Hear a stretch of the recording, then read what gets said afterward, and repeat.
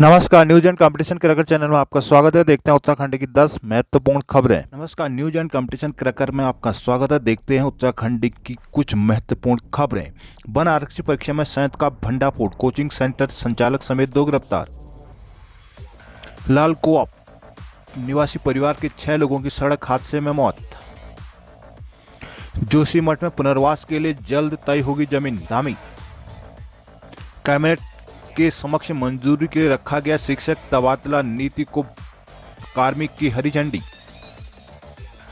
उत्तराखंड में 232 पदम PM Shri school बनेंगे। STH Haldwani में जल्द भर्ती होगा स्टाफ। राज्य के मेडिकल कॉलेजों में 3D समूह से होगी पढ़ाई।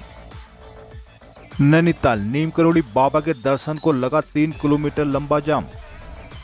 उत्तराखंड मौसम, 8 अप्रैल सीजन का सबसे गर्म दिन। महंगी किताबों की शिकायत पर अफसरों ने 29 प्राइवेट स्कूल में मारा छापा। तकनीकी और मेडिकल संस्थानों की फीस हर साल होगी तय। केएमबीएन और जीएमबीएन कर्मी ठप करेंगे पर्यटन इकाई। 4 धाम यात्रा के लिए जोशीमठ तैयार, सीएम। रुद्रप्रयाग नगर व्यापार मंडल अध्यक्ष का चुनाव आज। केदारनाथ में तीर्थ यात्रियों को मिलेगा क्लॉक रूम। 4 धाम यात्रा अब तक 30% तक एडवांस बुकिंग। पौड़ी में पुरानी पेंशन बहाली को आज होगा प्रदर्शन। देहरादून एसटीएफ ने आज होने वाली वन आरक्षी परीक्षा में नकल कराने की तैयारियों का भंडाफोड़ करते हुए कोचिंग सेंटर संचालक और सहायक प्रोफेसर को हरिद्वार से गिरफ्तार कर लिया। दोनों ने 4 लाख रुपए प्रति अभ्यर्थी के हिसाब से करीब 15 अभ्यर्थियों से सौदा किया था। मामले में 3 अभ्यर्थी चिन्हित किए गए हैं। पुलिस वरिष्ठ अध्यक्ष एसटीएफ आयुष अग्रवाल ने बताया कि सूचना मिली थी कि हरिद्वार में आज होने वाली वन आरक्षी परीक्षा में अभ्यर्थियों से सीधे धनराशि लेकर नकल कराने की तैयारी चल रही है। एमएस कोचिंग सेंटर का संचालक मुकेश सैनी निवासी हरचंदपुर मैंगलोर हरिद्वार और उनके साथ ही सहायक प्रोफेसर रंजीत पुंडी निवासी ग्राम खंजरपुर रुड़की को गिरफ्तार किया गया। अग्रवाल ने बताया कि एसटीएम ने शनिवार को सैनी के गुरुकुल नारसन स्थित कोचिंग सेंटर पर छापा मारा। मुकेश और रंजीत से नकल कराने के उपकरण बरामद किए गए हैं। अग्रवाल ने बताया कि अभ्यर्थियों से 50,000 से लेकर 1 लाख रुपए तक एडवांस लिए गए। कुछ अभ्यर्थियों को नकल कराने के लिए ब्लूटूथ डिवाइस भी बांट दी गई थी। आरोपियों के खिलाफ मैंगलोर थाने से संबंधित धाराओं में मुकदमा दर्ज कर दिया गया। एसएसपी एसटीएम ने बताया कि कोचिंग सेंटर का संचालक मुकेश सैनी और उसका साथी रजित पुंडी नकल कराने के जुर्म में पहले भी जेल जा चुके हैं। सैनी ने फरवरी 2020 में आयोजित वन आरक्षी भर्ती परीक्षा में इसके अपने साथी के साथ मिलकर नकल कराई थी, परंतु अभ्यर्थियों से समझौते के बाद बरी हो गया था। रजित हरिद्वार के एक कॉलेज में सहायक प्रोफेसर है। वह वन आरक्षी परीक्षा का पेपर परीक्षा के दौरान सैनी को भेजने के आरोप में जेल जा चुका है। रचित ने आज होने वाली परीक्षा में कक्ष निरीक्षक के पद पर ड्यूटी लगाने की तैयारी कर ली थी, जहां से वह SMS व्हाट्सएप से सैनी को पेपर भेजने वाला था।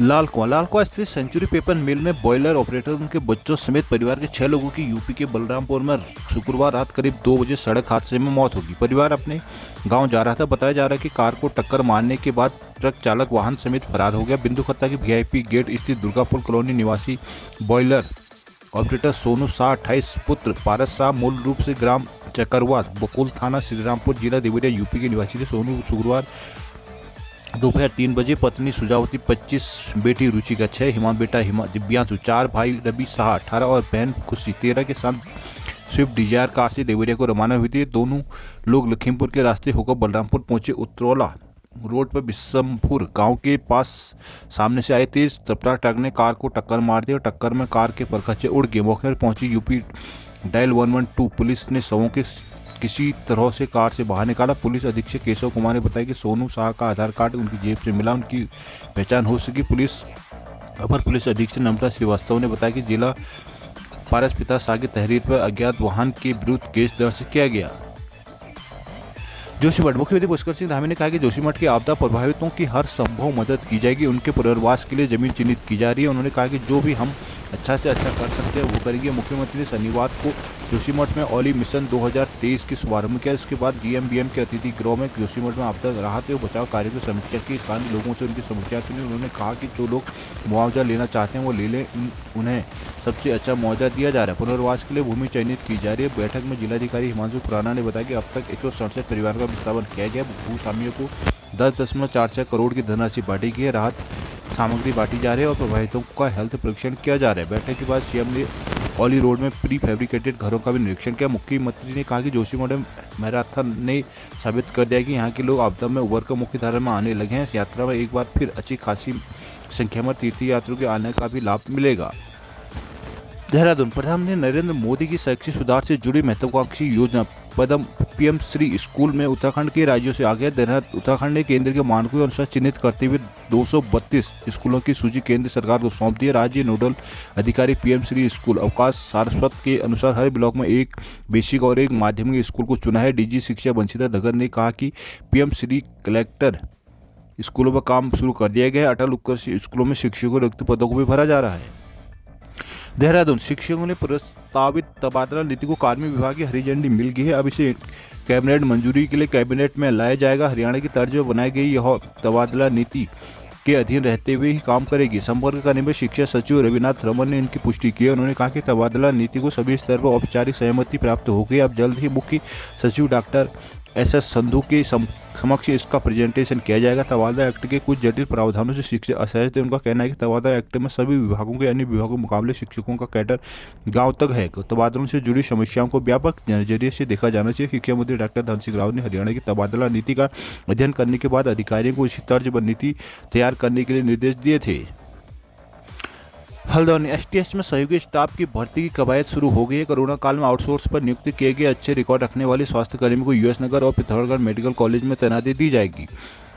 हिंदुस्तान अखबार ने एसटीएस हल्द्वानी में टेक्नीशियन की कमी से पैथोलॉजी जांचों की दिक्कत के मामले को प्रमुखता से उठाया था। एसटीएस में करीब 1400 ओपीडी और औसतन 650 से ज्यादा भर्ती मरीजों के मुकाबले डॉक्टरों के साथ सहयोगी स्टाफ की बेहद कमी है। इस कमी के चलते यहाँ मरीजों की जाँच के लिए सैंपल लेना मुश्किल होता है। वहीं केंद्रीय लैब में पैथोलॉजी और माइक्रोबायोलॉजी और बायोकेमिस्ट्री में स्टाफ की भारी कमी के चलते सैंपल की नियमित जांच में दिक्कत हो रही है। हालत यह है कि जहां एक तरफ निकाले गए टेक्नीशियन स्टाफ के बाहर प्रदर्शन कर रहे हैं, वहीं केंद्रीय लैब समेत कई जगहों पर पद खाली है। यहाँ पर उत्तराखंड समेत पड़ोसी राज्यों से उपचार को मरीज आते हैं। इन विभिन्न समस्याओं के चलते लोगों को निजी अस्पतालों के चक्कर काटने पड़ रहे थे, लेकिन अब मरीजों को इसकी काफी आराम मिलेगा। उधर चिकित्सा शिक्षा ने एसटीएस में काम के दबाव को कम करने के लिए सहयोगी स्टाफ की तैनाती को लेकर प्रस्ताव तैयार कर शासन को भेजा है। इसके साथ ही कोरोना काल में काम करने वाले स्वास्थ्य कर्मियों में उनका रिकॉर्ड अच्छा रहा, उन्हें यूएस नगर और पिथौरागढ़ मेडिकल कॉलेज में तैनाती देने की कवायद भी काम कर दिया है। हल्द्वानी, शरीर रचना विज्ञान की पढ़ाई के लिए मेडिकल के छात्रों को शवों की चीरफाड़ करनी होती है, लेकिन राज्य के सभी मेडिकल कॉलेज में शवों का संकट है। इसके चलते अब चिकित्सा शिक्षा विभाग 3D शवों के माध्यम से मेडिकल छात्रों को पढ़ाने की योजना पर काम कर रहा है। एमबीबीएस में सबसे पहले छात्रों को शारीरिक रचना विज्ञान एनाटॉमी की पढ़ाई कराई जाती है, ताकि वो मानव शरीर के अंगों की स्थिति, उनका काम और आपस में जुड़ाव को बेहतर तरीके से समझ सके। इसके बाद ही छात्र इसका ठीक से इलाज कर सकता है। उधर शारीरिक शरीर रचना के लिए 10 छात्रों को 100 मिलना चाहिए। पहले मेडिकल कॉलेज को लावारिस शव व कुछ आश्रमों से भी शव मिल जाते थे। कानूनी अड़चनों के चलते लावारिस शव नहीं मिल रहे हैं, वही आश्रमों से भी शव मिलने कम हो गए हैं, जिससे राज्य के सभी मेडिकल कॉलेज शरीर रचना विज्ञान की पढ़ाई प्रभावित हो रही है। इन शवों से निपटने के लिए चिकित्सा शिक्षा विभाग जल्द 3D शवों के माध्यम से मेडिकल के छात्रों को शरीर विज्ञान की पढ़ाई कराने की तैयारी में है। इनको लेकर विभाग ने प्रदेश के सभी 4 मेडिकल कॉलेज में प्रस्ताव मांगे हैं। नैनीताल, 3 दिनों की लगातार छुट्टी के बाद शनिवार सुबह से ही नैनीताल जाने वाली हर सड़क जाम रही। भवाली, कैंची, भीमताल, मुक्तेश्वर तक के होटल पैक हुए। हुई बाबा के दर्शन को 3 किलोमीटर लंबा जाम लगा। नैनीताल समेत आसपास के इलाकों में करीब 50,000 से अधिक पर्यटकों के पहुंचने का अनुमान है।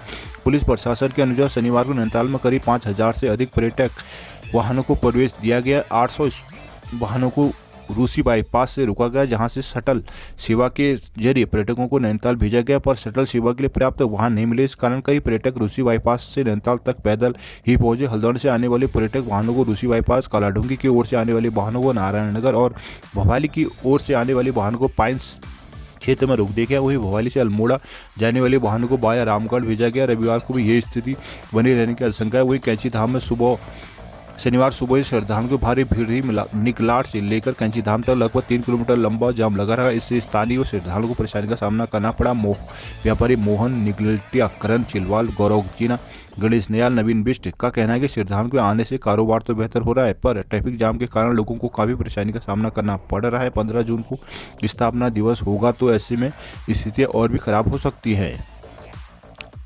हल्द्वानी, 8 अप्रैल सीजन का सबसे गर्म दिन है। अधिकतम 33 डिग्री सेल्सियस के पास पहुंच गया। दोपहरी में लोगों का घरों से निकलना मुश्किल हो भी लगातार तापमान बढ़ने के आसार जताए। 15 अप्रैल के बाद गर्मी हवाएं चलनी शुरू हो जाएगी। इस वर्ष अप्रैल के प्रथम सप्ताह में बारिश होने से अधिकतम तापमान सामान्य से 5 डिग्री सेल्सियस नीचे चला गया था। वहीं 24 से 25 डिग्री सेल्सियस रिकॉर्ड किया गया। 2 दिनों में मौसम में अचानक करवट बदल रही है। तेज गर्मी शुरू हो गई है। सुबह से ही सूरज की तपिश परेशान करने लगी। मौसम विज्ञान केंद्र के मुताबिक शनिवार को हल्द्वानी समेत आसपास के क्षेत्र का अधिकतम तापमान 33.1 डिग्री सेल्सियस रिकॉर्ड किया गया। सीजन में ऐसा पहली बार हुआ है कि हल्द्वानी का तापमान इतना पहुंचा है। न्यूनतम तापमान 14 डिग्री सेल्सियस रिकॉर्ड हुआ। आंकड़े पर नजर डालें तो न्यूनतम से अधिक तापमान करीब 2.5 गुना अधिक है। बीच का अंतर 19 डिग्री सेल्सियस बताया जा रहा है।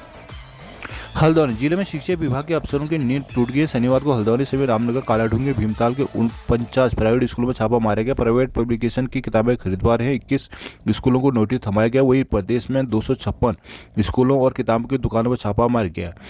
हिंदुस्तान समाचार पत्र की ओर से प्राइवेट स्कूलों की मनमानी को खबरों के माध्यम से लगातार उजागर किया जा रहा था। मामले का संज्ञान लेते हुए बीते 5 अप्रैल को डीजी शिक्षा बंशीधर भगत ने अफसरों को निरीक्षण के लिए निर्देश तय किए थे, लेकिन जिले में अफसरों ने ना निरीक्षण किया, ना ही प्राइवेट स्कूलों की मनमानी रुकी। इसी तरह की लापरवाही को उजागर करते हुए शनिवार को एक हिंदुस्तान में अभिभावक लूट की अफसर कुर्सी से हिले तक नहीं शीर्षक भी अखबार एक खबर प्रकाशित की थी। इसके संज्ञान लेते हुए सीईओ नैनीताल के.एस. रावत ने 13 टीमों को शनिवार को अलग अलग निजी स्कूलों में छापामारी करने भेजा। इस दौरान 21 प्राइवेट स्कूलों में जांच के दौरान बच्चों की प्राइवेट पब्लिकेशन की महंगी किताबें पास पाई गई। इन सभी को नोटिस जारी कर 1 सप्ताह में जवाब मांगा। उन्हें हल्द्वानी शहर के कई नामी स्कूल शामिल है। मनमानी की जांच करने के लिए शनिवार को जिले के 59 प्राइवेट स्कूलों में टीम भेजेगी। 21 स्कूलों में एक्स्ट्रा किताबें लगाए जाने की पुष्टि हुई। इन सभी को नोटिस भेजकर जवाब मांगा गया है। देहरादून उत्तराखंड में मेडिकल और इंजीनियरिंग कॉलेजों की फीस को लेकर हर साल तय किया जाएगा। छात्रों को एडमिशन से लेने से पहले पता होगा कि किस कोर्स में वो एडमिशन लेना जा रहा है, उसके लिए उन्हें कितनी फीस अदा करनी है। सरकार फीस निर्धारण की वर्तमान व्यवस्था में अहम बदलाव करने जा रहे हैं। उच्च शिक्षा सचिव शैलेश बेगोली के अनुसार राज्य स्तर पर बनने वाली प्रवेश और शुल्क नियामक कमेटी के अधीन कॉलेजों से संबंधित विश्वविद्यालयों में भी स्क्रीनिंग कमेटी बनाई गई है। स्क्रीनिंग कमेटी से पारित होकर आने वाली प्रस्तावों पर नियामक कमेटी निर्णय लेगी। नई व्यवस्था के सुझाव भी दिए जा रहे हैं।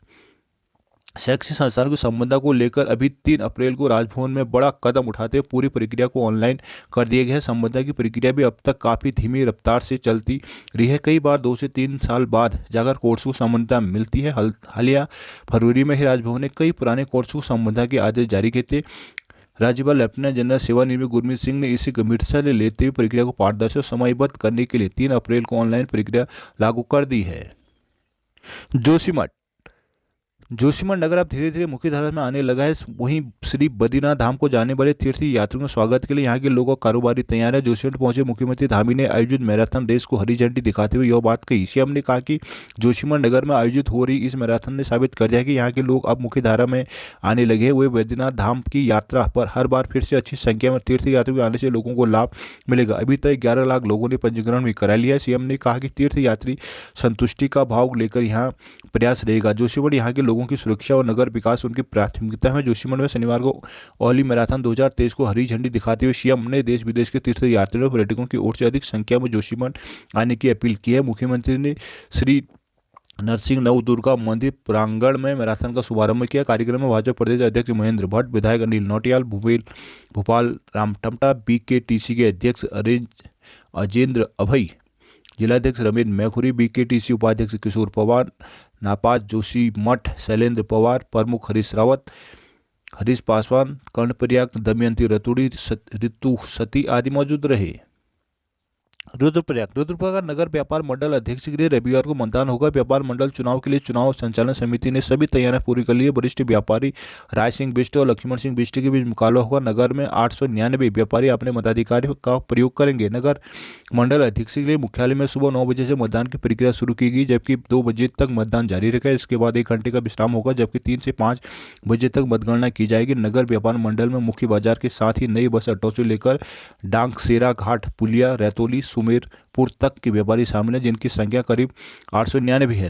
रुद्रप्रयाग नगर में व्यापार मंडल अध्यक्ष के लिए राय सिंह बिष्ट और लक्ष्मण सिंह बिष्ट के बीच मुकाबला है। दोनों प्रत्याशियों द्वारा नामांकन के बाद से ही जमकर चुनाव प्रचार कराया जा रहा है। सभी व्यापारियों से संपर्क साधते हुए अपने पक्ष में मतदान करने का अनुरोध किया गया है। दोनों प्रत्याशियों द्वारा व्यापार हित में किए जाने वाले कार्यों को लेकर अपनी योजना भी व्यापारियों के सम्मुख रखी है। हालांकि आज दोनों प्रत्याशियों को लेकर व्यापारियों द्वारा मतदान के माध्यम से फैसला लिया जाएगा। व्यापार मंडल में महामंत्री और कोषाध्यक्ष पद के लिए निर्विरोध चयन किया गया है, जिनकी इस विधिवत घोषणा भी चुनाव संचालन समिति द्वारा मतगणना के बाद ही की जाएगी।